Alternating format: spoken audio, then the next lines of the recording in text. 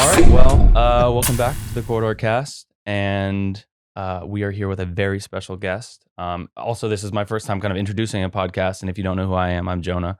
I'm usually one of the guests, so it's a bit of a new flavor, but I'm really excited because we have Mike Pecci on the couch with us today, who I'm legitimately a huge fan of. I love your work. I love your podcast. Stop it. There's not enough room for my head. Yeah. And I somehow convinced him to be on the podcast, and I'm super grateful you're here. So we're also, we're joined by Nick and Fenner, the usual suspects. And yeah, we're just really excited to get to know you a little bit and hear about your work.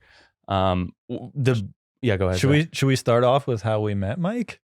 Because that was like super rad. So we had the guys from Puget who hook us up with all the awesome computers we have. They were coming by, and I guess you are also buddies with them. And we all just ended up going out for beers together. Friend of my friend. Yeah. And it was I don't know, man, it was awesome. So Puget's great, man. Puget has sponsored me for like 6 years. Yeah. And they're killing it. And I've seen their company just expand and grow.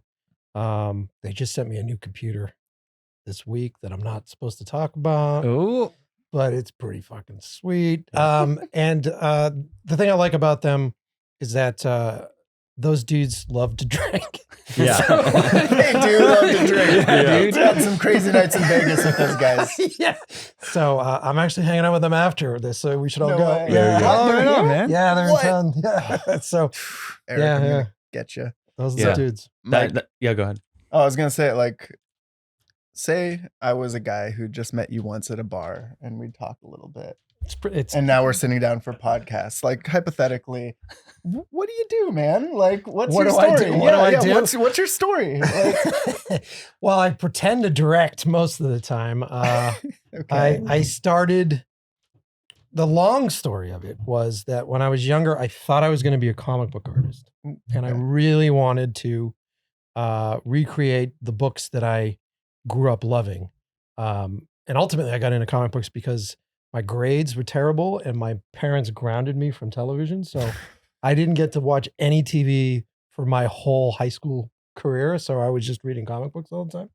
Okay. Pretty sweet. And I fell in love with the art of telling stories in panels, which I know all you guys know. Yep. And then applied to art school. And because my grades suck, art school was like, you're not getting in. And so I was like, Okay. well, I guess I'm not doing that. And so I went to work for a music store Okay. and really got into like music and introducing people to music. And I thought I was going to be a radio DJ. All So I went to school for radio DJ, and I did my first show, which was like 3 a.m. on like a college Cool. radio station. And the program director came in, and he was like, all right, so top of the hour, every 15 minutes, you play a CD that has a green sticker on it. Bottom of the hour, you play every CD that has a yellow sticker. And I went, what the fuck am I doing here? Yeah. And I happened to be taking for credits a film course. And in that film course, I just had my eyes blown open, and it was like, this is everything I love. Everything I love about music, everything I love about comic books. And I just dived into it. And I've been a director. I've been freelance. I haven't worked for anybody for 22 years. So wait, how old were you when you decided, like, I want to make films? Like, because a lot of people like myself, and I'm sure a lot of people like Jonah, I'm not sure about, you were pretty young. I was like 10 years old. I was like, I want to Yeah, make dangerously Yeah. young. you know, even Yeah. younger than that. Like, Yeah, this was not a me. later, Not me. It was decision. later. I mean, I always was the kid that had a video camera. I would do productions for Okay. book reports. Like I always did that stuff, but I never Wonders. really assumed that it was a job. And this is this is pre-YouTube. Yeah. So there was a whole generation of us that, you know, I didn't believe that Indiana Jones lived in a box in my living room, but I didn't ask about it. I really didn't. Don't ask any questions. How to I get in just, there? I don't you know. I just watched it. And so when I took that film course and we watched Citizen Kane, obviously, Obviously. a Blade Runner, which I hadn't seen prior to that, Oh, wow. and Blew then your mind probably. blew my mind open. And then the film instructor just like stopped it and went, what did you think of the wardrobe? And I just went, what? And it was just that moment of like, Mm. right, someone gets paid to dress Yeah. these people. Someone gets paid to do that. And so it was kind of at that moment where I went, yeah. So maybe I'm a little slow, but Hey, I mean, it was later in life. I don't think that matters at all. I think actually a lot of people, like, as directors, and I've struggled with this, you need that life experience to be able to tell a story. Because I mean, dude, like when you're in high school trying to, what are the movies about that you make in high school? It's like, the mysterious guy I met in an alleyway, but he's the devil. Like it's you're doing an impression of a movie. Like you're kind of just like, it's mostly, I think, technical. Like you learn the technical stuff and like, okay, I know how to, set actors up and set up a camera and lights. But it's like, I don't feel like young people have, like, on average, the best stories to tell. I do, but it's important work still. And totally. I talk about this on my show all the time. It takes 8 years before anybody gives a shit about you. Yeah. Okay. Like 8 years from when? From when you decide. When you decide that you're not going to do anything else. So like even if you start your own business, it takes 8 years before anybody really cares. And so in that period of time, at least when I was younger, I was incredibly frustrated. I'm like, I want to make movies now. I want to do this shit now. And like you, I didn't have the stories to tell. So I spent the rest of my time learning how to use the stuff, building a toolbox. Like I didn't just go to school to be a director and then like pace around my room and write scripts all day. I went and hung out with boom pole guys, and I went on set and did sound, and I went and learned lighting. I taught myself how to be a cinematographer, and I was a cinematographer for years and did all that stuff that built that toolbox, and then had the life experiences that afterwards I went, genuinely, I know what I'm supposed to go through emotionally, what the audience is supposed to go through emotionally. So now I can rely on the tools to safely put them in that situation again. Yeah. Do you feel like your podcast is like now, because that's like, I guess it's weird, this like idea of like you have your business that you, after 8 years now, people, they give a shit. Yes. Do you feel like your podcast is being informed by that? Like, hey, I was going and talking to like the boom operators. I was talking to everyone because that's kind of your thing, right? You have just the whole process and like how it all comes together. And I don't know, just kind of going back to what you were saying about like comic book writing and stuff. And then, you did radio DJing. That's kind of all leading towards, directing, because that is like, hey, I got to be on it with the sound design. I got to be on it with the score, the storyboarding, like all of that. So it's I don't know. It's so interesting. I feel like so many people have these stories of like, oh yeah, I kind of like I DJ'd a little bit, and now it's like, oh, I'm a director. Like it's awesome. It all informs itself. I love that. Like, I think your life, I mean, directing really, come on, directing is taste making. Yeah. Really. And if you're doing it at a larger level, you're essentially, you have people coming up to you with platters full of things and going like, which do you want? And you're like, all right, this makes sense and this doesn't make sense.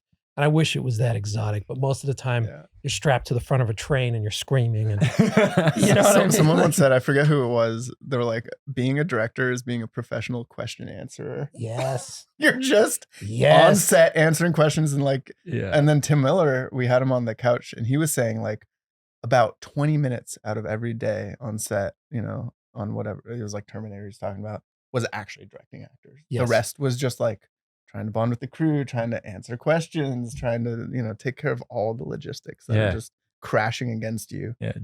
Nick, did you find that on your film? Totally. Like that you did? Because you're still in production on it, like post-production, right? Yeah, we're done now. Oh, you're done? But it was, well, since we were so low budget, it was a little bit less answering questions because there weren't as many people to ask questions.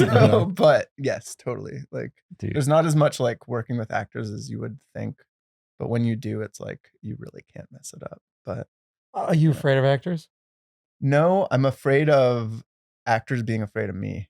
I say this on the show, and I always make the actors laugh that come on. I go, when I first started, I saw actors as this like herd of unicorns that I would like leave Skittles on the ground. Oh yeah, and hopefully not scare them. No, honestly, you know what I mean? You're just like, and it took years for me to realize like, now there's a method, there's a process, and really it's a trust game.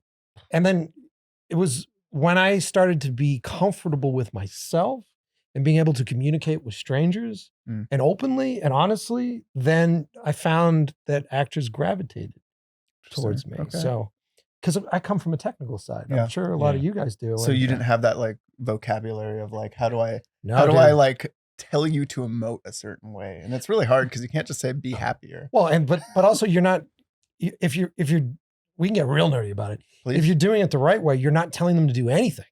If you're doing it the right way, you're just having conversations and you're casting somebody because they embody who this character is. And so you're asking questions. You're not actually telling them to do anything. You're like, what if before you walk into the scene, you were at the DMV and you were there for 12 hours and she didn't give you your driver's license? What would happen here? And because then you're building this storm of collaboration, which I really enjoy, because if you go through the whole process of storyboarding your movie, doing everything, when you're sitting at your desk, you're essentially envisioning this film. And if you're living by that Bible, every step of the way is fucking boring for you. And it's disappointing because you're never really living up to what that initial intent. Yeah. And so if you open it up, you're surprised. Like you show up and I'm like, dude, where'd you get that? Oh, fuck yeah. And the next thing you know, like that ends up being your favorite scene in the movie. You know? So this might be a weird question, but with 12K, I watched it last night. It's Mike's awesome short film. How did, because the film's it's Russian, I'm assuming. Yes. How did you find that process? Like, and how were those all like their first language was Russian, all the actors? And was it, this might be an unfair question, but Jonah and I were both like, man, the acting in this is really good. I think, because I don't understand Russian. And for that matter, you shot that in Boston, right? Yeah. Yeah. So there's that element too, where why, what was that choice? And how did that inform the way you made it? There's a longer story. Let me do the paraphrase version of this. So, we'll get into my head injury, but the head injury stimulated this idea. Wait, it looks like Nick, it looks confused. I'm so, just like for me and the audience, can you just give us like a synopsis of what is 12K? And maybe touch on the head injury? Sure. Let's go into it. Let's start with a head injury story. You guys want the long story? I'm intrigued. Okay. I want to hear this. So I did a proof of concept film called 12 Kilometers, so 12 km, and it's about a Russian drill team in the 1980s that dug the deepest hole known to man. And it's a true story. And they dredged up something awful. Now, in the actual story, they lower microphones down into the planet and they supposedly hear the sounds of hell, which I thought was kind of cheesy. And I'm like, eh. So what I did is I'd heard about this story years prior. And I'm like, it's a cool story. I don't know what I'm going to do with it. Who the fuck is going to pay me to do this? So I just sort of put it away. And like so many ideas, like I'm sure we all have, they just don't have their place at that time. So you write it in a notebook, you go away. I used to run a production company back in Boston, and we were so busy for years. I think like 12 years went by, music videos, and time just traveled on me, and I wasn't making movies. I was just trying to keep this business open and afloat, and I was pretty unhappy. And I met this girl and we started dating, and we would go out and do a couple different dates, and she was throwing out the idea of ice skating. She's like, I'd like to go ice skating at Frog Pond down in Boston. We should go do it.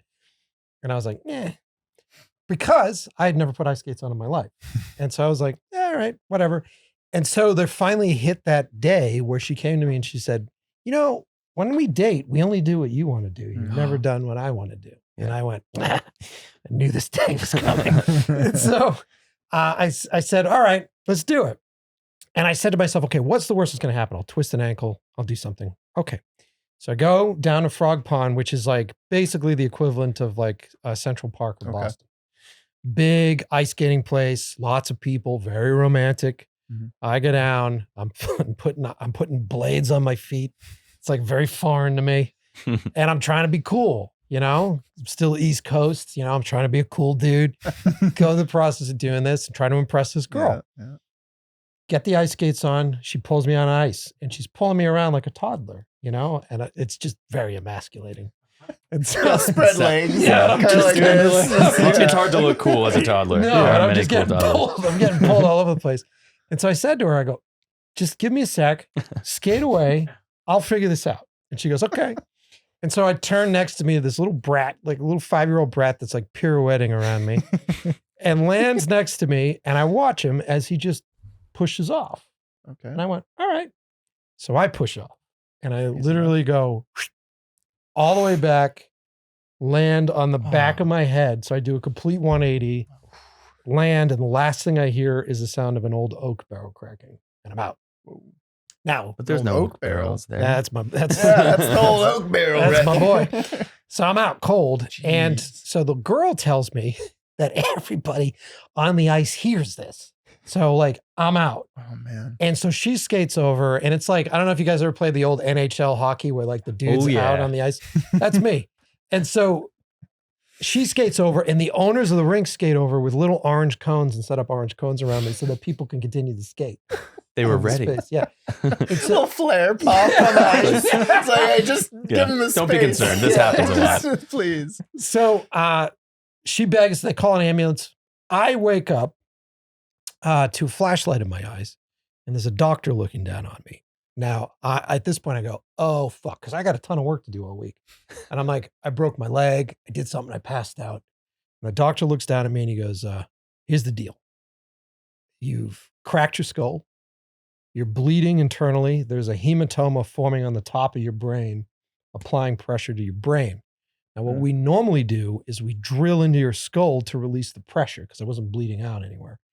But the hematoma is on the main blood vessel of your brain. So if we drill just a skosh too deep, you die. You bleed out and you die instantly. And I went, okay. And he goes, so what we're going to do is see if the bleeding stops. We're going to wait here and see.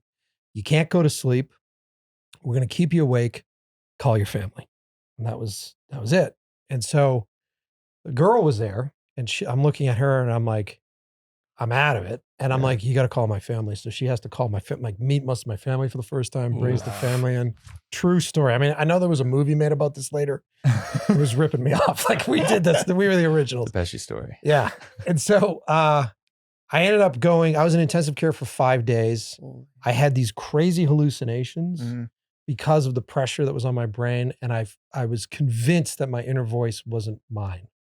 I was convinced that it was like somebody else's. And sorry, they were keeping you up that whole time? Yes. You weren't allowed to sleep? Yeah, I wasn't allowed to sleep. So they for were 5 days. I mean, like I would drift, but they would like, is he awake? Is he awake? Is he awake? Yeah. So it was like one of those Dude, that things. sounds like torture. Jeez. Yeah, it was crazy. So you start like going into this really weird place, and there's recordings of it. I think she still has them. I would tell the girl that I was with, hey, I need to tell you, because I was so fascinated. I'm like, I need to tell you what's going on. And so she'd record me going like, this is what's happening. The shadows moving and all this stuff. And so I went through that whole process. The bleeding stopped, and they said, okay, we're going to put you in general population, wherever they send regular people to the hospital. Feels like that. Yeah, back into prison. And so she goes, we'll put you there, and we'll see if your brain absorbs the blood. And you need about 5-6 months for recovery. Whoa. And so I had multiple concussions. I had vertigo and the whole ordeal. And that whole period of time, I was so inspired by what I was seeing in the hospital that when I got back, I ended up staying with my parents, thank God, for like 5 months. It was really nice. I was at home dealing with migraines going, I got to write this out. I got to write this. Yeah.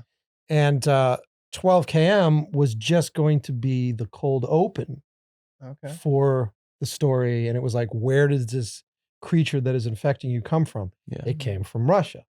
And so I wrote what was essentially like 10 pages of like, meanwhile, Russia, boom, and this is everything that happened in Russia. 5 months later, fully recovered, lucky as hell, fully recovered, walked out of it, and then was like, at the time, went to my business partner. I said, I don't care what's going on. I need to make this movie. I need to make a film. Because it was the one thing, there were multiple times during that process where I almost died. Like, I think one day I sneezed too hard and I thought the bleeding started again or something happened. And so you're in that boat going, what have I not done with my life? Yeah. And I'm like, I never made a fucking movie. Dude, I never made a fucking movie. Going back to what we were saying, which is like, these stories almost find you, and you need life experience, a crazy life experience or near-death experience like this. It's like that story put itself right in your lap, essentially. I was very lucky, man. That's awesome. I look at it, the whole process as being fortunate. I mean, a lot of people would look at that going like, my life was ruined and I was fortunate, man, because I found a home for that Russian story that I always wanted to tell. And when I decided to make it as a proof of concept, before I had my head injury, I had done a Punisher fan film. Okay. So I did a movie called The Dead Can't Be Distracted, which Disney found out about, and they sent me like, we're going to end your life cease and desist orders. Very So kind. I could not release it. The internet loves it, and I get written to like once or twice a week on like, can you release this? And I'm like, it's never coming out. Oh, It's like the punk rock album that will never be seen or heard. So after doing that, I had asked all my friends to do a short, and I had brought them all in, and it's like, everybody's going to see this. It's going to be really great. And they did really, really great work for it. Fast forward to when I'm about to do another one, I went, all right, I can't reach into that well and not do something that doesn't get into the theaters no matter what. And so I expanded 12 Cam into being 30 minutes long so that I can do a screening for it. I could do multiple screenings for it. Because I was my own boss, I was like, I'm going to do it in Russian. Whoa. Okay. So you made this. When did you film this recently? This was a while ago. Okay. And it's been myth because I haven't released it online. So Pre-COVID, post-COVID, like pre-COVID. Okay. Yeah, it's been over 5 years. Like I watched it in 2017. Yeah, it's been a while. Yeah, it's been a while. And correct me if I'm wrong. Like it was a pretty tight shoot. Like you shot it in how many days was it? I think with all the effects and everything, 7 days. Yeah. And did you shoot at Red Sky? Yes, we did one day at Red Sky. So I used to work in the Red Sky building. Okay. That was like where Vegas. I love the Red Sky Sky guys. Yeah. And that studio is like amazing. Yeah. And because I thought I was the Void. Was that Red Sky? That was I a knew Red it was Sky. Red Sky. Yeah, they hated me because I had all that black sand there. Yeah. So me for a while. This was like a proper soundstage area that you had access to. Did you built some sets? No, so we did like you haven't seen the movie, so it's really tough. Yeah. But no, there's the audience. The audience. So I'm playing the dumb guy here. So we built this void for like, I don't want to give anything away, but the end of the movie takes place in this void. And that was in a sort of blacked out space, but everything that so we had to build the Russian drilling site. We had to do everything period, 1980s. We had this small town outside of Boston called, I think it was Franklin. Okay. No. Yeah, was it Franklin? I think it was Franklin that we were in. And there was this warehouse that I talked the owner into letting me have for an entire month for free. It's like industrial building. And then we just built sets. Heck yeah. And my art team was doing midnight shifts for me because they were working on, what was that movie? Was it Surrogates that they were working on in Boston? They were working on some big movie, and then they would come do my art stuff at night. And so it took them about a month to build the whole drill site and all that stuff. And sourcing audio equipment from the 1980s was difficult, but then I had to source Russian audio equipment, which my props people came to me and went, this is impossible. And I went, all right, well, how about our guys are doing this off the radar and their government isn't financing it. So they had to go to the black market to get American equipment.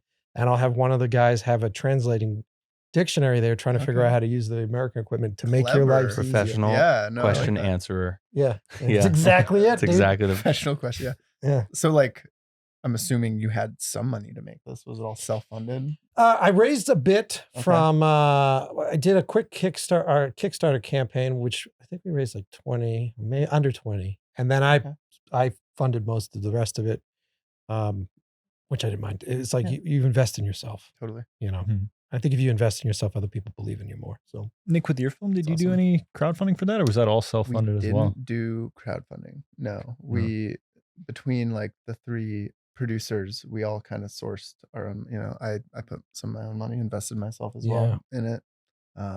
My brother is a co-producer on it. One of the co-producers, put in some as well. So we scrapped together, and then a couple other like random, producers that are attached as well, just cool, financially, but it's a good investment. Yeah, I'd say it is. One of the things that we had talked about when we first met, and I found really interesting because we're working on a project together that we chatted with you a little bit about, and obviously you related because it's an existing property that we're doing, and you did obviously Punisher, and I love, there has to be strategy in the creative things that you make. You don't want to just make something because you think it's fun. Not in this business. If you want it to be successful, and you were talking about how you needed it to be 30 because you wanted it to be screened and you want all this stuff. Where's the line for you where you want to make the thing that you want to make. You have a moment in your life where you say, I need to actually commit to myself and make the things I want to make, but also balance like, well, it needs to be successful. Yeah, right? It's a tough line, dude, because I've fallen victim to this isn't right because there isn't right things. And so like a lot of time goes by. Yeah. Like I've, with COVID and everything, there was a period of time I hadn't directed anything in like 2.5 years, 3 years or something. And of course I was doing all sorts of other shit, but there's 100 reasons why you can't make something or you shouldn't make something. So it's a delicate line there. I think the conversation that we were having was do something that you can then sell. Because I think what I've understood coming out here and going through the process of having films in development and having property that I own, IP that I own, they just flock to you. And I had done that Punisher piece and got some attention off the fact that I wasn't allowed to release it. And I think I got more attention off the fact that I wasn't allowed to release it than if I had done it. Yeah. The original Batgirl. Yeah. In a way, It was like, we want to see this. Yeah, dude, 100%. And then all the theories start going of why did they care? Dude, I could thank my lawyer for that, man. Oh, yeah. Okay. Yeah, because you had lawyers involved. Well, dude, because the fucking mouse shows up and and yeah, dude, and my lawyer said it's smart to me. He was really smart about it. He was like, I'm like, I don't have anything. So what difference does it make? He goes, it's not now. It's when you do something. Yeah. The mouse comes after they'll something come like out 12K, of nowhere and like and do Comes something out of that too. little hole in the corner. Yeah, it turns out Disney was the Russian drilling team the whole time. Stop. Disney's everywhere. No, Disney's great. Disney's really great. I love Disney. Yeah, of course. So much. Thank you, Mickey Mouse, for your contributions. Of course, They're such a good mouse. I'm such My favorite mouse. I'm such a tiny blip on their carpet somewhere. But the stuff that I ultimately learned from that was that doing my own stuff made me so much more valuable. And it was a risk I took working with someone else's IP because at the time there was a bunch of other pieces that had come out and I'm like, oh, there's going to be a lot of attention. But if you look at those other directors that do those other pieces, it's not like, I think it was only one piece. Maybe it was the Mortal Kombat piece or something where the actual director got hired. I forget which one it was, but they don't come and hire you. They go, oh, there's interest in this. Okay, great. We'll do this. And then you're just like, oh, okay. That's really interesting. Like Tim Miller spoke about that a little bit with Did he? Deadpool. Yeah. He was like, like if I hadn't made that previs, they would not have, even though I was attached from the beginning almost, they wouldn't have had him be the director. Yeah. Like they would have just gone with whoever was the hot director. His first directing gig. Yeah. It's huge. But like he did it. He made it. I mean, he had an animation studio and they did a killer job and it hyped everyone up. But because of that, they were like, okay, this guy, he can do it and he wants to do it. So I'm sure the support of like Ryan Reynolds helps, probably helped. Yeah. And having him in it probably helps a lot. But yeah, dude, I mean, it's a fucking gamble. Like it's our business is it's so difficult because there's no rules. There's no formula. And then most of the time when you go in, you're talking to the money people and they're just like so flighty. Dude, it is crazy. Yeah. And they reduce everything to the dollar sign, right? Like, which at the end of the day, if you're catering to that idea though, then I think that's the strategy that you can take, which is back to what you said, like, what's your goal? Creative goal, Yeah. And I don't mind the dollar. Like I get the dollar thing. And if that's your thing, then I'm like, dude, I'm here to make you money. Like, that's fine. It's just live off it. The flightiness of like the attention span of people that are just like gravitating towards the easiest thing. Like, and they're just like, oh, is this Hereditary? Oh, is this? Oh, am I going to make money selling like, tokens online for this? Like they're so all over the place and they're really not investing in us. Yeah. They're not investing in the storytellers. And if you've directed anything like you guys have, that a lot of what we find is finding it. Like we have a great idea, but we have to find it. It's like you actually have to start doing it. Like it has to kind of inform itself, and you kind of and learn it's what risky. it is as you're doing it's it. risky. So risky. Like how do you balance all that money on that? You don't, because like you look at all these big studio reshoots they do, where these top tier directors, and I mean Batgirl, the whole thing was scrapped because it's like they didn't balance it. They didn't and they had these such high expectations of like, you're going to churn out these cookie cutter movies. And it's not a factory, dude. It's really, I know. as much as they want to make it a factory, and you can see the stuff that is processed the way a factory would process it, and you're kind of like, what is this shit? Yeah, Mickey Mouse. So, it's No, we love Disney. This isn't a awesome Disney mouse. We're not trashing Disney. Great mouse energy. Nick, suicide. just with your movie, like what is your plan for getting it out there? Because like with 12K Mike, like you're not really able to see that online, right? Like it's No, I'm kind of a dick about it. Yeah. The only way you can see the movie is if you write to me on Instagram and tell me your 3 favorite horror movies. And if I agree with you, then I'll send you a copy. Of the So there are 3 correct horror movies. No, there's not 3 correct. Okay. It's just whether or not I agree with There's it. just some Yeah, wrong yeah, ones. I like them. It's not like some code for some like speakeasy. No one has been sent the link yet. The high stakes. No. You know what it is that I find that if you dump things out into the ocean that is the internet, then people are passively watching stuff and then really not invested in it. But if there is front-loaded investment, then they're like, I've earned this. Yeah. And most people that watch it, they don't have to like it, but they at least want to talk to me about it afterwards. Yeah. So I'm getting like really good engagement. And then it's also building, I learned that from the Punisher piece. It's also building a lot of hype around it because not everybody can see the fucking thing. It's shoes. It's sneaker drops. Exactly. Yeah. So Nick, is yours like, is it a YouTube thing? Is it a like No. DM you on Instagram thing? Like Well, and this is not a slight. I hope it won't be a DM me on Instagram thing. I hope people can stream it sometime eventually. But I mean, to what you said, our goal going into it was, well, COVID happened and it was like we were kind of bored and wanted to just make a movie. This is me, Chris Marone, and Kika Magalesh, who are my partners on the movie. Chris wrote the screenplay. She had the story. And they both acted in it. So we made a perfect trio. Hell yeah, We all dude. produced it. I directed. I had experience with that. They had experience acting, obviously. So yeah, it worked out. And we're like, let's just do it.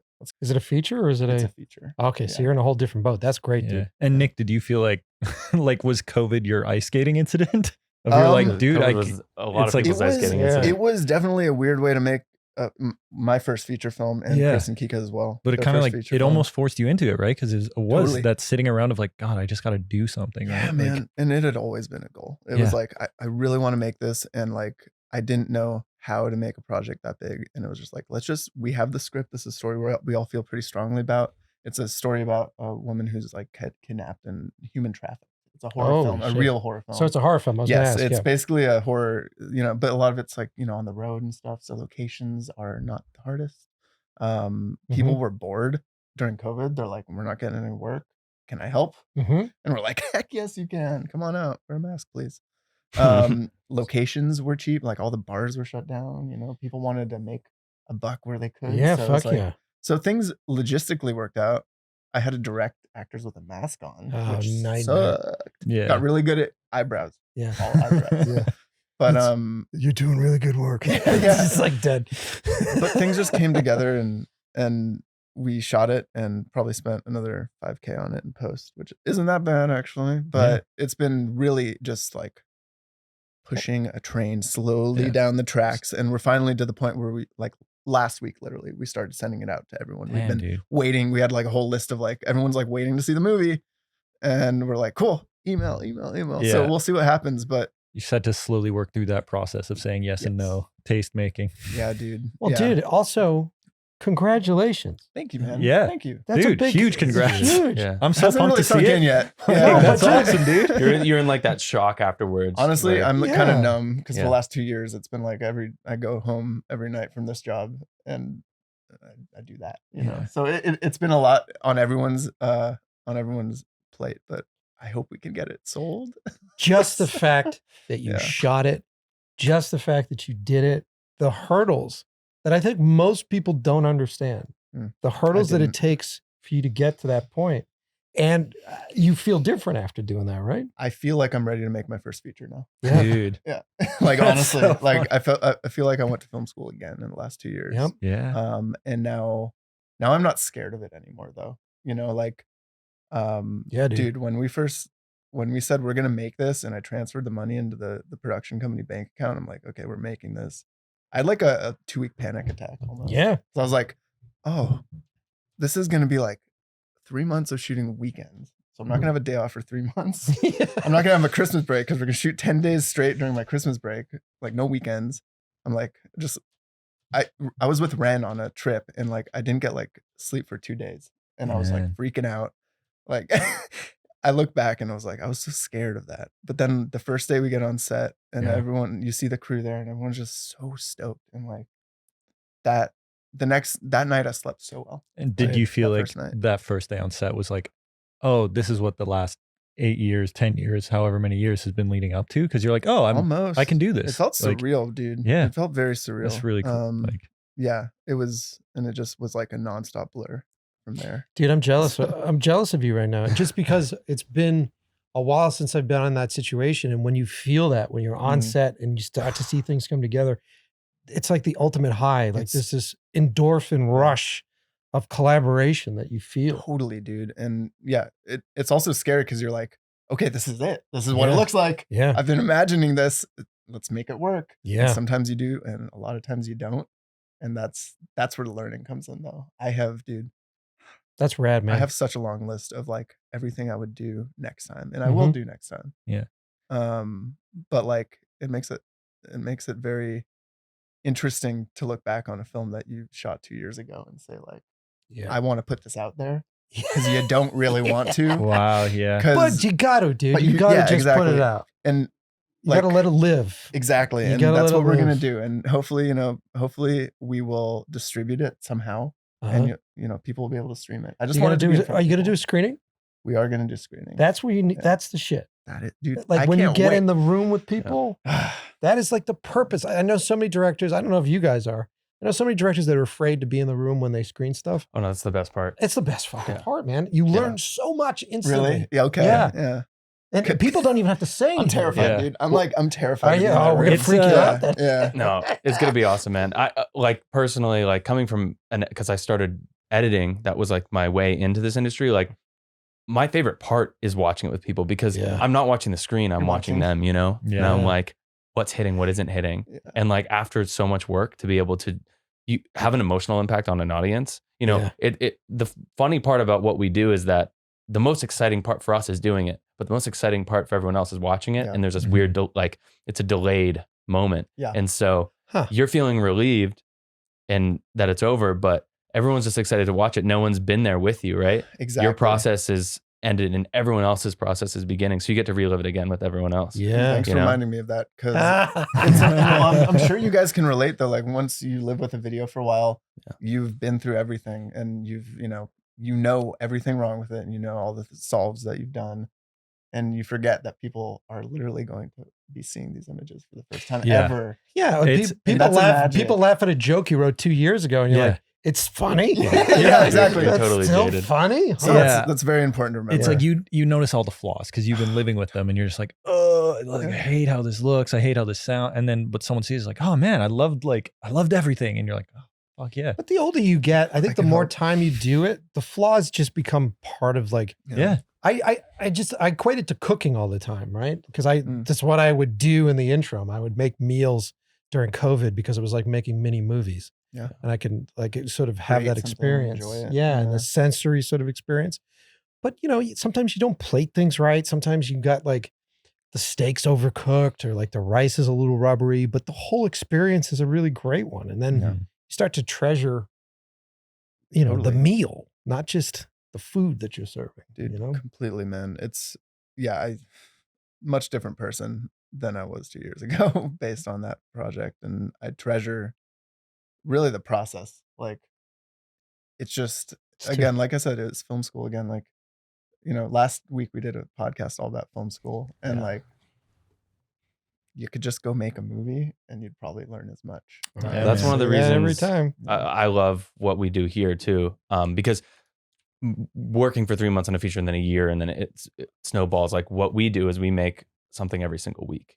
And so you're able to work through so many mental blocks about your creative process when you have that timer. And it's great because if you do make something every single week or whatever that is for you, and then you do have the 3 months, you are so grateful, right? And you get to really all the small lessons build up to the big lesson. And then that project is better for it. I'm a huge fan of making just the worst version of everything first, because you can't be precious, because no one's first idea, I think, is ever the best version of it. And like you kind of have to put it out there, see the response, and then be humble enough to recognize like where you're wrong. At a certain point, the thing that you make, it really isn't yours anymore. That's the way I feel. Once you've made it a little bit, you show it to people around you and you say like, how does this make you feel? And if it doesn't make them feel the way that you thought, it's not your fault, but it is your responsibility, to guide that thing. That's the way I see it, Spoken like a true editor. Yeah, no, it's definitely it's responsibility. I mean, dude, it all comes down to the editor, man. Like, I think, everything. I mean, part of being a filmmaker and even a director is like knowing the edit. Yeah, for sure. I need to hear your top 3 horror movies, though. I'm sorry. I've been thinking about it ever since you said it. You're gonna have to send those links out to everyone if he says that. I know. We gotta do that off air. Just don't say the order. I do have a question with you guys. Like, both of your first kind of your short 12K and then your film, they're in the horror genre too, right? So, I mean, not maybe classical horror, but it is a horrifying story. It does instill fear. And like the short Jonah and I are working on, it has those elements of horror as well. What was it about like the genre of having that horror, that fear, that was like, hey, yeah, this is my first step into doing this? Like, I've always said there are 2 different genres that I would do. I would either, 3. But the 2 ones that I would start with would either be horror or romantic comedy, because they both get the same level of audience reaction to the trickery that you're putting on screen. There's something so great about it on both ends. And I think when you're dealing with horror, the audience respects technical savvy. They respect, do-it-yourself techniques. They oftentimes celebrate a heavy hand with the techniques that you're doing. So you can really get away with a lot, especially if you're like, trashing around. You're kind of having fun with it. But then there's a refinement with horror that's really fascinating. And it's a timing thing. Like, I also was an editor. So there's this sense of like building tension. And the most Rhythm. of my stuff is very suspense driven. So it's the rhythm of tension, the rhythm of speech patterns, the rhythm of communication.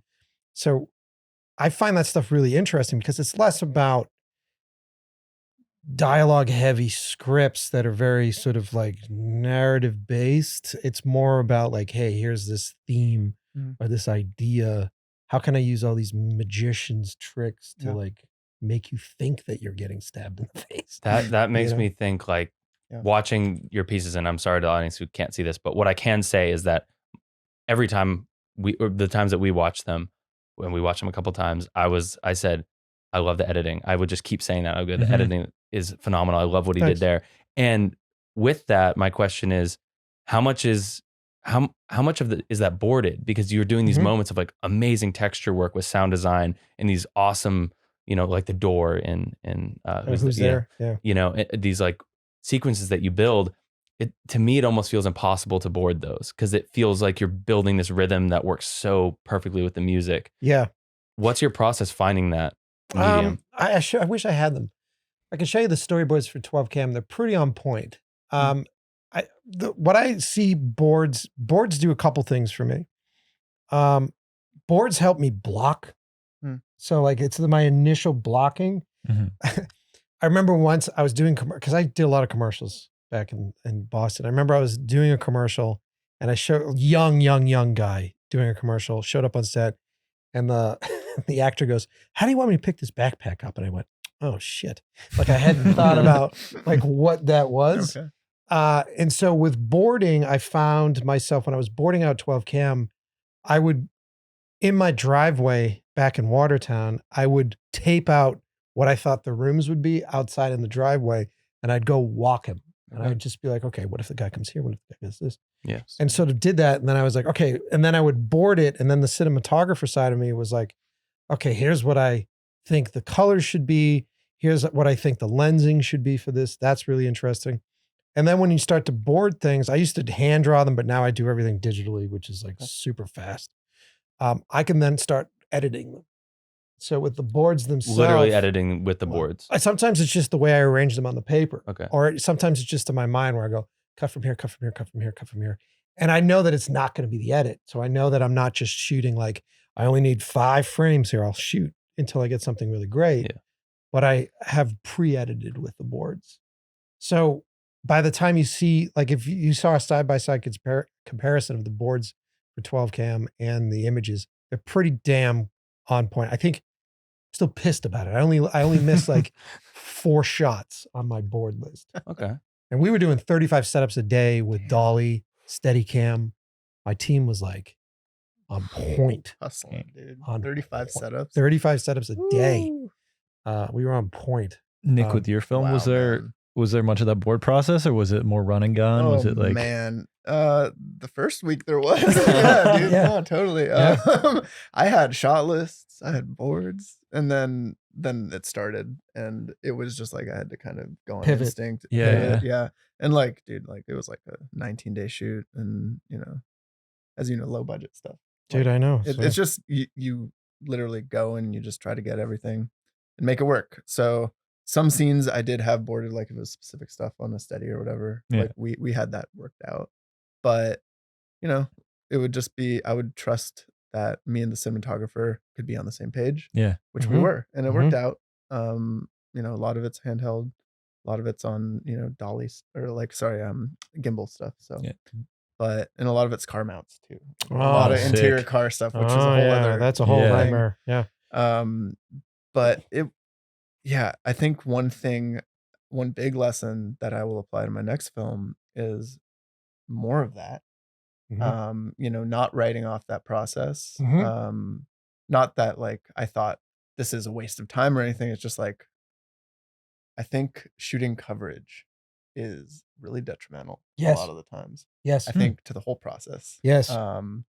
And I really want to strive to not shoot coverage anymore. Coverage sucks. Dude. Let me just say it. Coverage effing sucks. It gives you so many options at the same time. There's no vision. Yeah. It's like And paralysis by choice. Yes, Like, exactly. And you get into the edit and you're like, I can do anything. Infinite. Yeah. So what do I do? I get mad. It's like, Yeah. oh my God, this is going to look like an episode of Law and Order. You know what I mean? Like, Yeah. what do we do here? Yeah. Oh, handheld, shaky over the shoulder, back and forth. Right? It's like, it doesn't mean anything. Like, this is what a lot of the young filmmakers that listen to my show, a lot of the young filmmakers that listen to this show need to understand. There's a language, a visual language of cinema. There's over 100 years of meaning behind using a 50 millimeter lens. When an audience looks at something on screen, instinctually, they're going to feel a certain way. Use that language. Yeah. And that's in the prep. And every director that I've ever talked to on the show, prep. Your job is prep and casting. Prep and casting. And so if you prep it and you come up with the language, when I do boards for my movies, I bring them, I put them on set, they're up there, and I turn to everybody and go, these are here in case we're hungover tomorrow and we all just need a plan.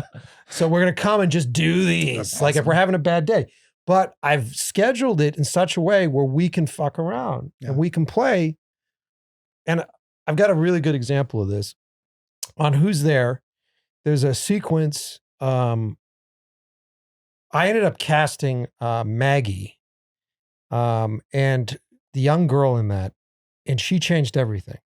She came in and she was riveting and almost detrimentally changed everything because she was so good that it fucked with my other casting, and I casted her later in the game. And so my other actors, I'm not going to be specific, but some of my other actors had to pick up their shit and they were very nervous about it. And it was a very hard lesson for me to sort of how to process that. But anyway, there's a sequence upstairs where Maggie is behind a chair and she's there and she's sort of hidden behind this chair. And it wasn't a shot I had storyboarded. Oh, wow. And my production designer and I sort of walked in this room and I looked around and I said, I don't like what I have planned. And he's like, and he was a great dude, Larry Sampson. I don't know if you've ever met him. I don't think so. Awesome guy back in Boston. And Larry and I walked around and he was like, dude, what if she comes behind the chair? And he put himself down behind the chair and he was like behind these little prison bars. And I went, fuck yeah, fuck yeah. So we went and we shot that sequence and we shot her looking amazing. And then I had to do coverage. Now I had to do coverage on an actress who was very talented, but I felt bad for her in this moment because Maggie was stealing all of this, just sucking all the energy in the room. And so I just did this throwaway shot where I had to do coverage of her in that doorway. And she's responding to what Maggie's saying, which is essentially your son was taken, was kidnapped. And the way the actress just listened and what she did, it was the best performance she did in that whole piece. We called cut.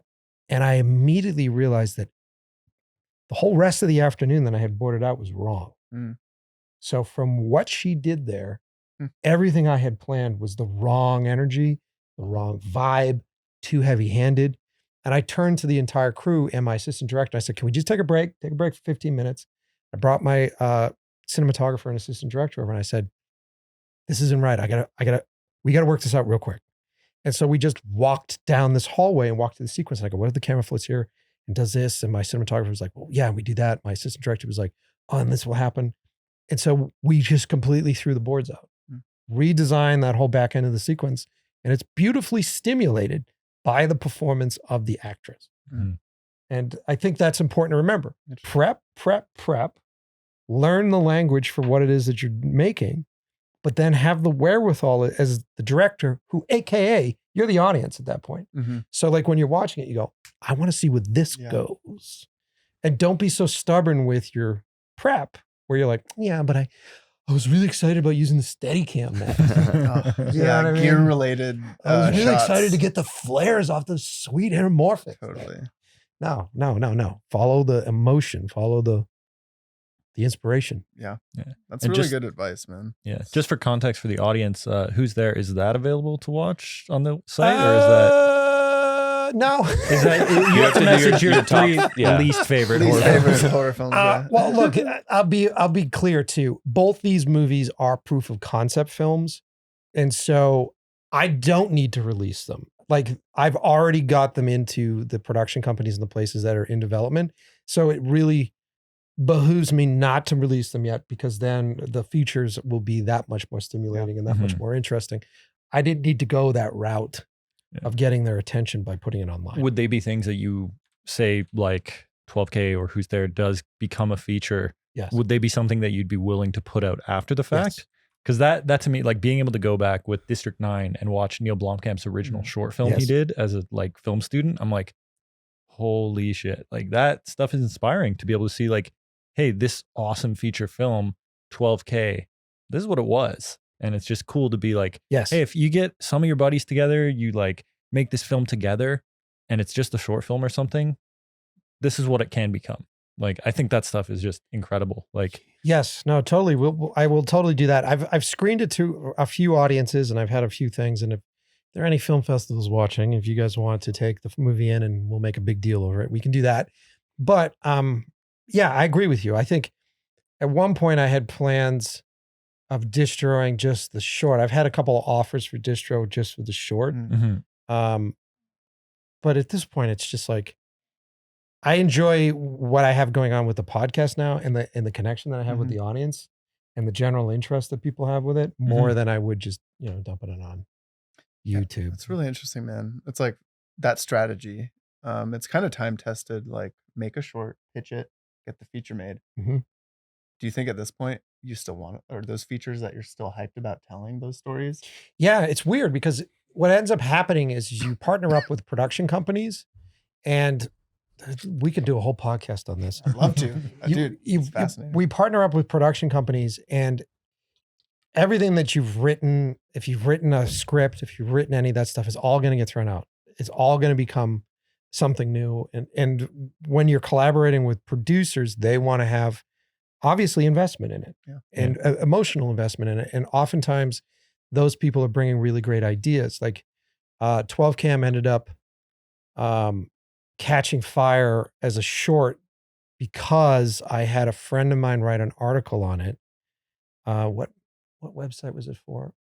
I can't remember the website, but she wrote an article on it and she said, this is a movie that no one can see. And this is the type of movie that Hollywood should be making. And it was right around the time when Sandberg did Lights Out. So good. That short. Yes. And so Sandberg's management found me. And so it was part of their strategy at that period of time. Find someone that's making a proof of concept short, get that proof of concept short made.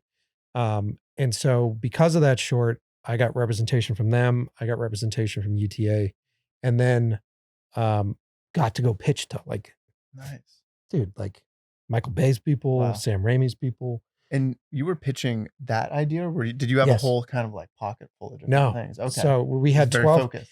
I had 12 cam finished, and what had happened is I met who is now my screenplay writer, Will Simmons, awesome dude. He knew my cinematographer. It's so funny how you make decisions. You know how we make decisions? I decided, because I had used to, I shot all of my other stuff as a shooter. And when I made the decision to make a movie in a language that I don't speak, bold. I was Maybe like, I can't pay attention. I can't tell someone where to put a 6K. And also, you know what I mean? Like, so I was courting my buddy, David Cruda. He was a cinematographer online, and I really respected his stuff. And my belief is that if you're going to collaborate with someone, they need to know more than you do. And so he was able to take my boards and crudify them. He's going to like that I said that. Yeah, that's a trademark. And basically put his crew dog techniques on them that make them come to life even further. So since I made that call, which was an ego check, because before that I was like, oh, I can do all this shit. I can shoot this. I can do all this. I said, no, I'm going to get this guy to come in. We collaborated together. Because I did that, then I met Will, who made a short with him years prior. And Will had called him for something. And Cruda was like, can I show you this new thing? So we sent over, I wasn't even done cutting it. We sent over a rough. And then Will called me and he goes, dude. And he's a Blacklist winning screenplay writer. Okay. Like, he's crushing. I can't say all the movies that he's doing right now, but he's crushing. And he just said to me, like, what's the feature? And I said, well, I wrote a script, but I'm not really a screenplay writer. I do it out of necessity. And I wrote a script that's good. He goes, can I do a pass? And I was like, who's this fucking guy? And then he'd sent me his Blacklist script, and I went, oh, this dude's better than I am. Yeah. And so I said, yeah, make it to a pass. And because he got involved, he was repped. And so he's like, I know people at Platinum Dunes, which is Michael Bay's company. When you're done with the short, let's see if we can set up a meeting. And the funny thing was, right around that time, I got an email from the management company that was Sandberg's company. And I get this email, and they're like, we read about your short. Do you have any plans of coming to LA? And I was like, yeah, we're going to go pitch to Platinum Dunes. And they go, come to our offices first. And whenever you read an email from a manager, I just picture like a dude in a polyester suit in a closet somewhere. Yeah. You know what I mean? Who's just like, come on back, kid. You know, and you're just like, and I had no expectations. And so we came out here to LA, and we went to this guy's offices, and I was expecting it to be, you know, behind a laundromat. And it was like on Sunset, and it was in like Leonardo DiCaprio's building. And I just walked in there, and I just realized, I was like, holy fuck. Like, I am out of my element, like a dude from Boston, like trying to do this. And we went in and pitched to them first. And they were like, we love it. We want to rep, and we'll set up meetings, stay out here for 10 days, and we'll send you out. And we hit every spot. And on the last day, they called and they go, we're going to go to Scott Free. And in my head, it's like, it's Ridley Scott, Alien, like the whole ordeal. And I said, I don't care if they like it or not. I have to work with these guys. Yeah. And so we went in, and I told them my head injury story. We didn't even talk about the movie, really. We talked about the head injury story, and we connected and bonded on that. One of the producers almost died similarly. And he was like, okay. And then I went home, and I was like, I don't know what that means. And then we had another phone call, and he called, and he was like, asked me a couple questions, and he goes, okay. And then we hung up the phone, and I was like, what the fuck does that mean? Yeah. So are we doing it? Are we not doing it? And then Hollywood, okay. Yeah. And then they came on board. Wow. And so 12 Cam is in development with them right Congrats, man. Wow. It's been there for a while, but yeah. I mean, that's still pretty. So is this something that you think will get made, or is this something that they've just like optioned and been like, hey, we're going to sit on this? Well, I can give you all sorts of insight. Here's the other thing. Since I am technically a first-time director, meaning that my 20 years of directing. Doesn't really count. There's a price point that I have to hit for the first feature. Okay. Meaning like maximum budget. Maximum budget. And so, can you say what that is, or is it? No, I mean, typically they're not going to hand you more than $5 million if you're a first time feature director, so unless there's some.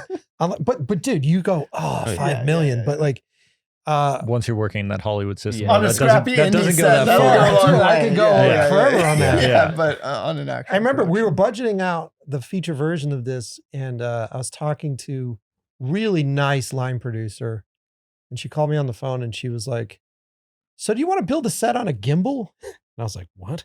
Like it came out of nowhere, and just I was making like, sure. I was like, "What?" And she goes, "Like a gimbal." I'm like, "You mean like a platform, like an automated platform that'll shake the whole set?" And she goes, "Yeah." And I go, "No, why would we do that?" And she goes, "Well, it's written in the script that there are earthquakes and stuff." I go, "Yeah, I'll have someone standing behind shelves shaking them and someone dripping sand over the lens and I'll shake the lens. Yeah. And then there's an earthquake." Yeah. And she goes, "Oh," and I go, "Yeah, you ever see Star Trek?" Dude. She's like, "Yeah." Mike, having gone through this process now of going through the pitch meetings and stuff. Yeah. What would be like if you were able to just give some advice to the audience or to someone like Nick, who you're about to you're kind of going through this process now, like what would be your biggest piece of advice?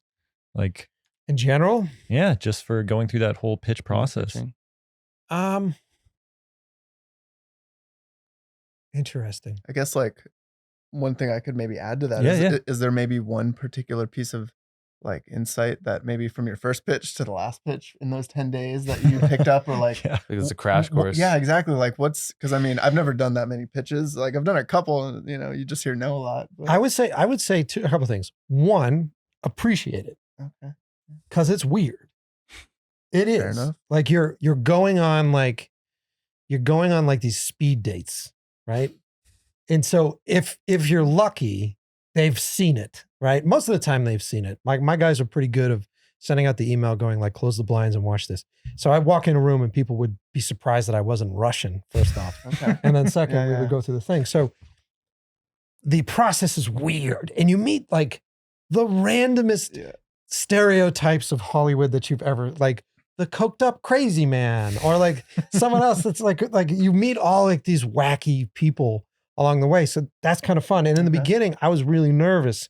And every pitch was like, "This is it. Yeah. I'm going in here today. This is the rest of my life. This is what I'm pitching for. This is my dream. This is my career."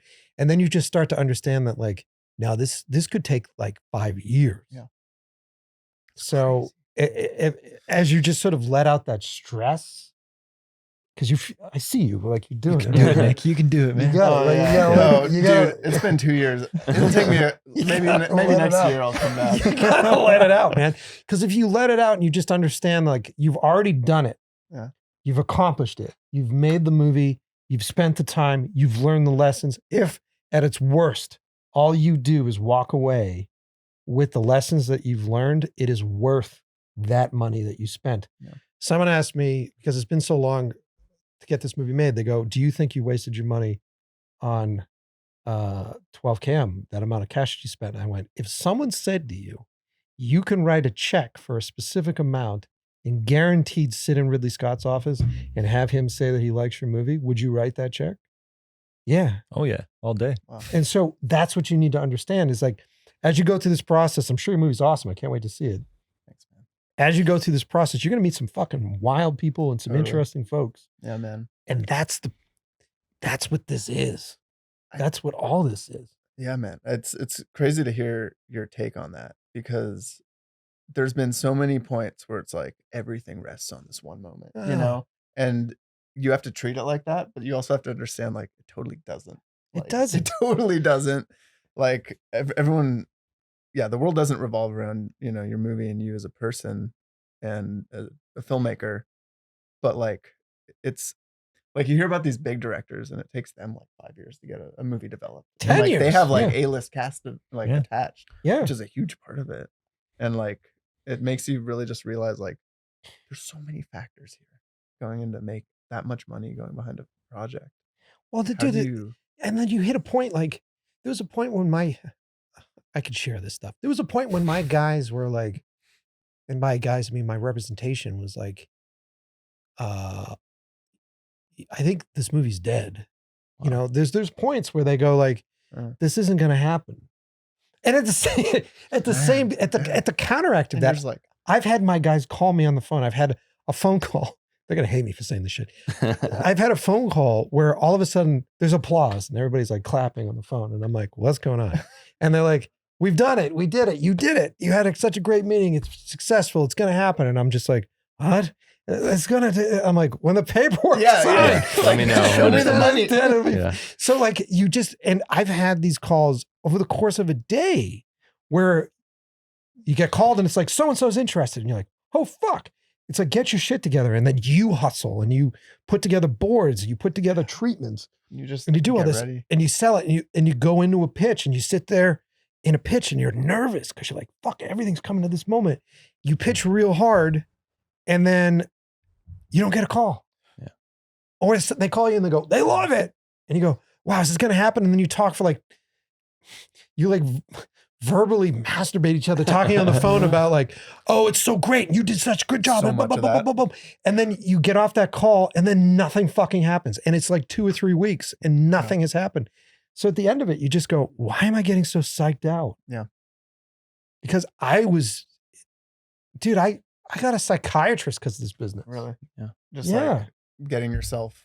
I'm not ashamed to say that these days. Like, yeah, dude, just everyone should. Oh, me too. Dealing, I'm right there with you, man. Yeah. Dealing with the industry. Like I had to get help because there sort of hits a point where you go like, this is so inhuman. The way that this industry works, the way that this industry treats us as creatives, what it puts us through. Yeah. It sucks. And so I would say the best advice I can give you is like, enjoy it. Enjoy the fucking ride. I love that. This may not be your movie. This may not be the one that catches fire, but you may go take a meeting, do a general meeting somewhere, meet a producer who goes, I like this guy. You're a cool dude. I like your mustache. It's a great stash. Best mustache in the office. like this dude. And so that friendship garners, he may say to you like, look, I like your movie, man, but there's no way I can fucking sell that. What else you got? Yeah. Yeah. It's interesting. Well, I was going to ask you actually, like, do you think it's more about you selling yourself or you selling the movie? Yourself. Okay. Dude, I go into general meetings and I will talk about barbecue for 40 minutes. Wow. And do those meetings feel better than the ones where you're just talking about the project? Yeah. Yes. Because at the end of the day, if they're taking you in for a meeting, most of the time they've seen your work already. Okay. And the thing that's great, there's 2 points here. Making a proof of concept is essential as a director because you're establishing tone. Yeah. You can't establish tone on paper. On paper, everybody reads things differently. Everybody thinks that they're a filmmaker. Everybody paints pictures their own way. Proof of concepts, you're establishing tone. So if you have that, then they know your tone. They know what it is that you do. So when they call you in the room, what they're finding out is how do you handle stress? How do you handle communications? Do I want to be stuck with this asshole for years, 16 hours a day doing stuff? And so I find that the thing to do is to go in there and I do the same thing where I look at this person and go, do I want to be stuck with this person? Which Hollywood archetype is he? Or she? Do you feel like there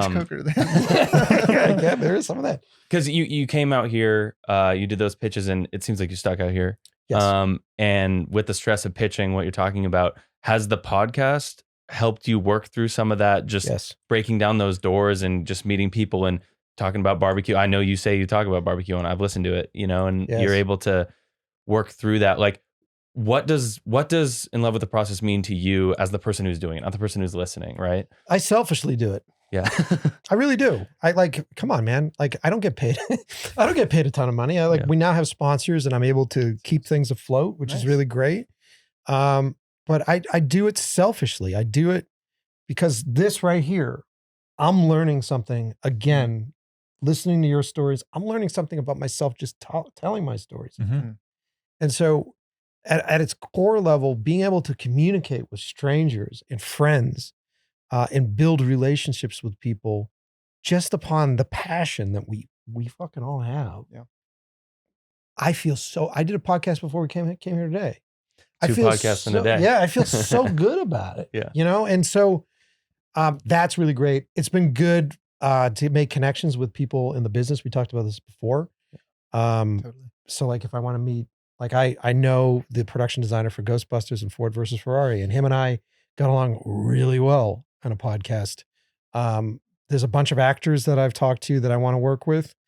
I really love Bill Heck. He's an awesome dude. Shout out Bill. And I also have had producers on the show and other people. And then we also have barbecue people on the show. We have firefighters on the Awesome, show. man. Heck yeah. There's Yeah. no rules. It There's seems no- like I mean, it's because- whatever you wanna- What we're doing is we're telling stories about life. And what you were saying earlier, if you don't have the experiences and you don't spend time living, Yeah. then who the fuck are you to tell stories about life? Yeah.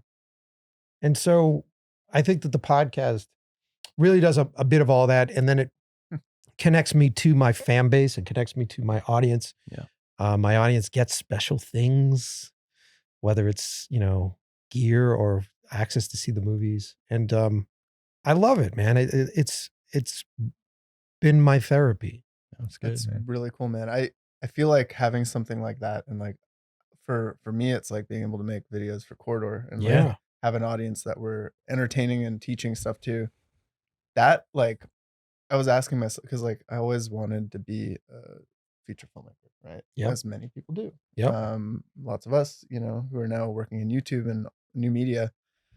That was the dream and still is. But it's like you kind of like ask yourself, is what we're doing here at Corridor and what you're doing on the podcast, like, even though it's on like a smaller scale, you're not getting in front of like billions of people in a theater, like you still get to like really be there for people and entertain them and like teach them and inspire them, Dude. and that like really, it's really like laid off the pressure for me and like feeling like I'm late to being the feature film director that I wanted to be, because oh my God, yeah. I can still contribute and like have that, like, I mean, validation, one, of like, hey, I'm making something that's valuable to people and that they want to watch. But also like, why did I want to be a feature film director? So that people, It's funny, dude. so I could make things that people watched. Yeah. So It's funny, dude. I had the same Microdose it. yeah. I had the same fucking thoughts, man. And I was talking to my therapist about it. There hits this point, because what am I? I'm 44 now, 43, 44. So I was like, Ridley Scott made his first feature film at 40 years old. Yeah, man. So I can do this at 40. And then what happened? Fucking COVID. Right? And I was online. Scott didn't have that. I was online for everything. Everything was lined up. Everything's ready to rock. Fucking COVID, right? So COVID comes in and I was beating myself up emotionally about this consistently. And I was talking to the therapist. She's like, what is this time that you're doing? And I was like, well, if I don't make a movie, then I'm not a director. And if I'm not directing, then I'm not a director. And she's like, yeah, but you've been directing for 20 years. And I go, yeah, but I'm not directing right now. So that means I'm not a director. She goes, you're a director, dude. And you've been a director for 20 years. And I went, okay. And she goes, what's this number that you put on time? And I go, I don't know. It just makes sense. I need to have some sort of number for it. And she goes, how old is Clint Eastwood? And Fucking old. 70s, but he's still rocking those movies, it. man. And granted, he comes from a different place than I do, but he's still making flicks. Yeah. And I consistently say that when I drop, finally, I'm going to keel over a craft services table. Yes. Yeah, You know what I dude. mean? Not a bad place to be, you know? Yeah. Like it's one just too many where of it's those gonna Starbucks go. sandwiches, it just got to the heart, and you just God, if it's a Starbucks sandwich, that puts me down. But yeah, man, like, so at the end of the day, like, what difference does it make if we've got grays when we make our first movie? Yeah. I think if anything, it's a better movie to be made because we've had 40 years, or however old you are, that amount of time to learn how to tell a fucking story. Yeah, man. I had this thought the other day. I'm like, the auteur filmmaker fallacy almost of like, you have this top tier of directors who make their one movie and that's what, propels the whole career. I think that's completely like the worst thing to hold up as a young filmmaker as what you need to be, because look, there's a lot of factors that went into this, and like a lot of them are just straight up geniuses, but like to a point where it's like like detrimental almost to like, I feel like probably other parts of their lives. Like if you're gonna have a balance, you need to learn by just doing and like do it over and over and over and over and over, and then do it. It's like how I've come to accept that I'm not that filmmaker who like will make the first movie and like win the best picture and then, or like dude, neither am I. Hey, neither am I. And I'm okay with it. Yes, and I'm okay it's with very freeing to realize that and just let yourself fail and also succeed, and then just like be like, okay, on to the next one. Let's do it. Dude, I can get on a tirade. The whole genius thing, it's like, okay, so like you plop out of your mom on the delivery room floor and you stand up suddenly and you're like, get me a 35 millimeter. You know what I mean? No. Yeah. No, I mean, I think some people are generally curious about certain things, and then they're brought up in an environment that fosters that curiosity, and that allows them to, at an early age, really sort of discover talent. And I think that sometimes that happens if you're very fortunate, it happens when you're younger, but sometimes that happens when you're 50 years old and you've had some sort of life experience and you're like, I've learned how to finally communicate. Yeah. There's a lot of pressure I think we put on ourselves to have all the right answers, especially when you're directing. And like, it's not about, I don't really think it's about having the right answer. It's trusting the people around you to not tell someone what to do, but to talk about what to do. And you have to be really vulnerable with yourself to be able to do that, right? To like look at someone in the eye and they go, okay, so how do you think I should do this? And the right answer isn't to tell them what to do. It's to ask them how they feel and then negotiate that. And you have to be okay with like not having the answer. That's like easy, you know? You know what, to jump in. Yeah. I found a trick for that too. Oftentimes I know the answer. And when I'm there, I ask them anyways. Yeah. And what it does is it helps you practice that. Mm-hmm. But also it tests your theory. You know what? You sound like, I'm going to throw it back at you. You sound like an editor. Because that's what you do with editing. You know, not that you know the right cut. But when you're working for the client. You ask them because you know what's going to happen. And then sometimes you are wrong, and it does test your theory. But dude, it's so refreshing because it isn't about being right or wrong. It's just about being inspired. Yeah.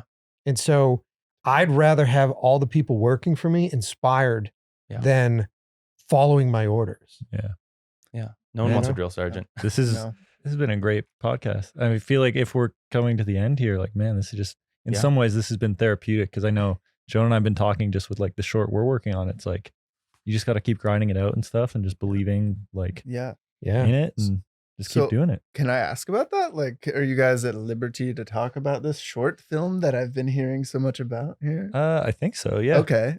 Yeah. And I was going to ask, like, after you kind of explain it, I'd love to know like what your guys' like goals are for this. Is this an exclusive right now? I don't know. We've dropped little seeds, and people know that we are working on it.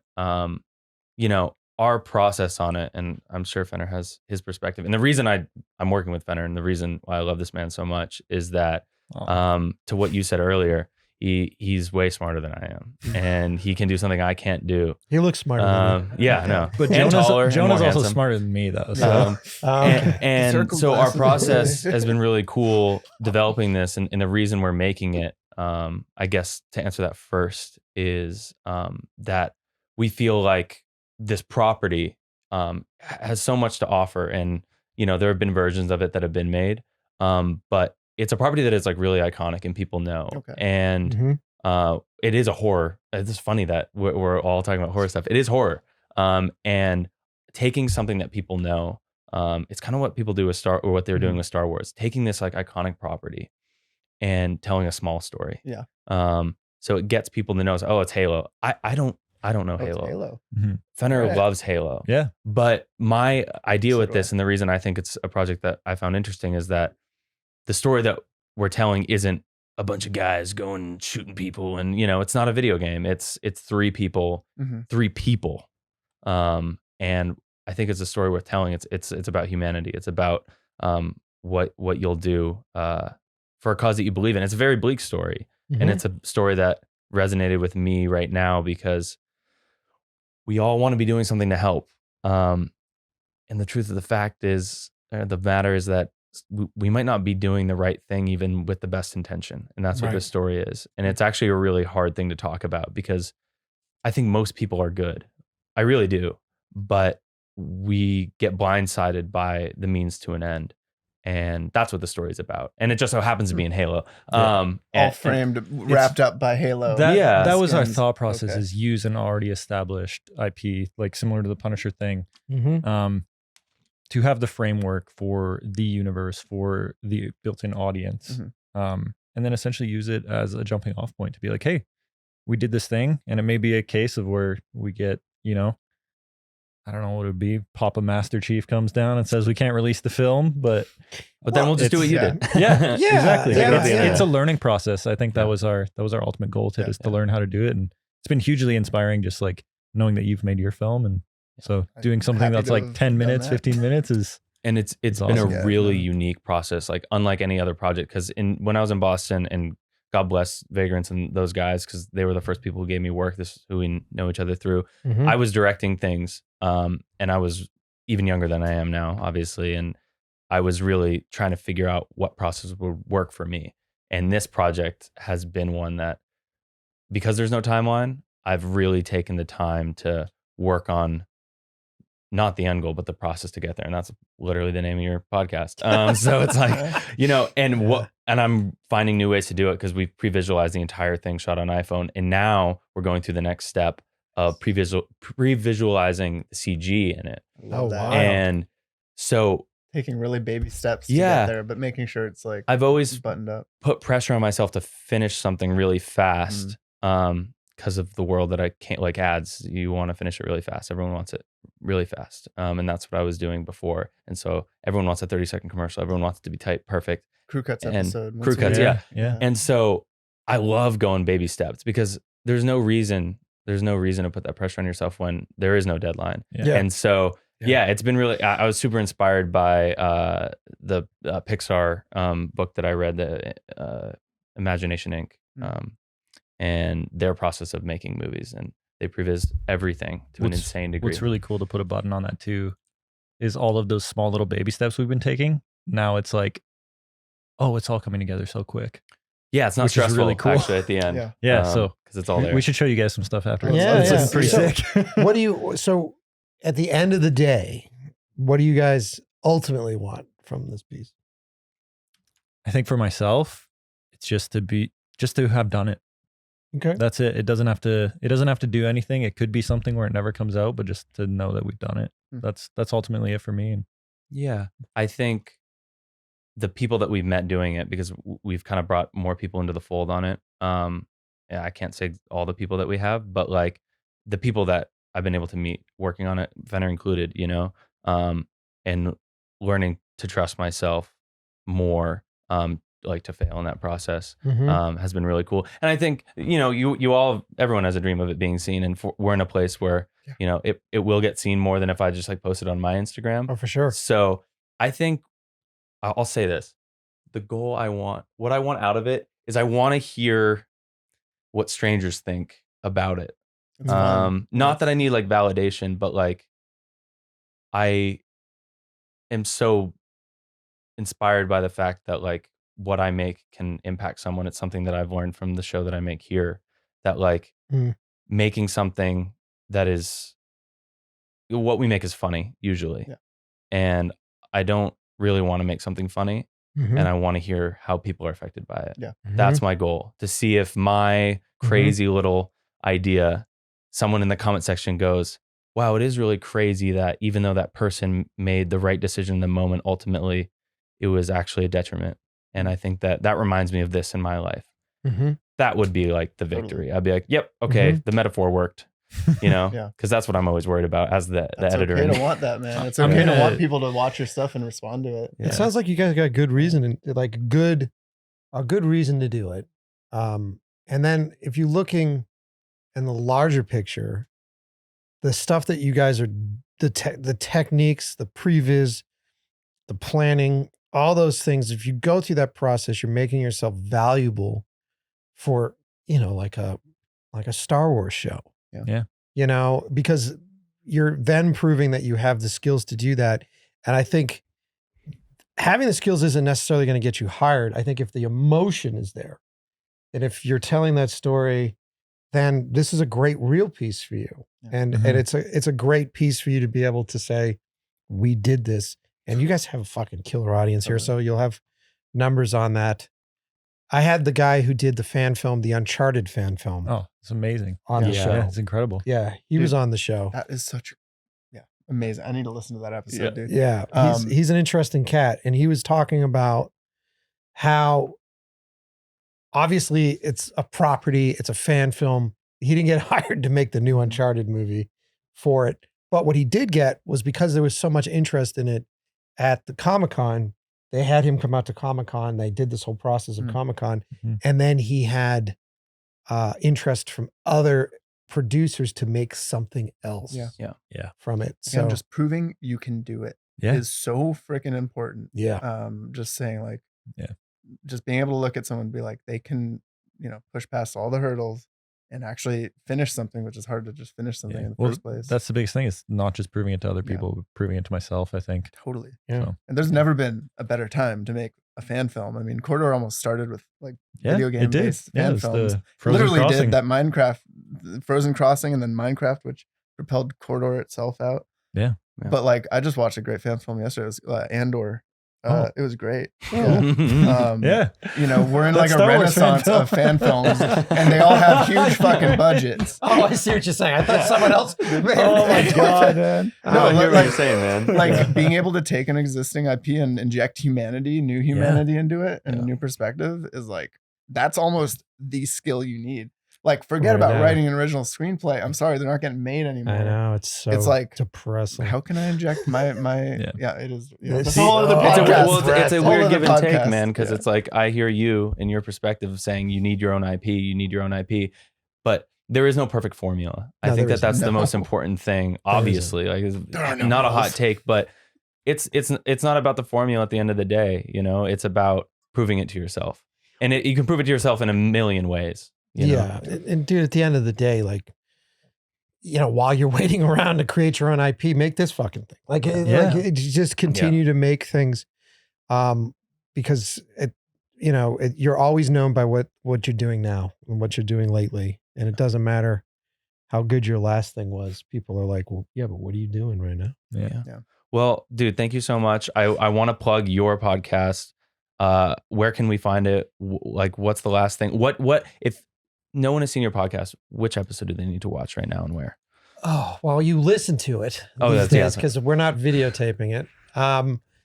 Where the fuck? Okay, so I would say we have great episodes. If you are a big fan of Mandy, the Nicolas Cage movie, I have Brett Bachman on the show, who's the editor for that. Okay. We actually dig deep into some of the shots that are iconic in Mandy and sort of dissect them, which is fun. I've had Wade Eastwood on the show, who's Tom Cruise's stunt coordinator. And we've talked about the realities behind the Mission Impossible movies. Okay. Actually, what was the Juicy? It was the one with Cavill who was in it. Yeah. And I had that bathroom fight scene. Fallout. Yeah. He walks me through how he came up with that bathroom fight scene and going through that.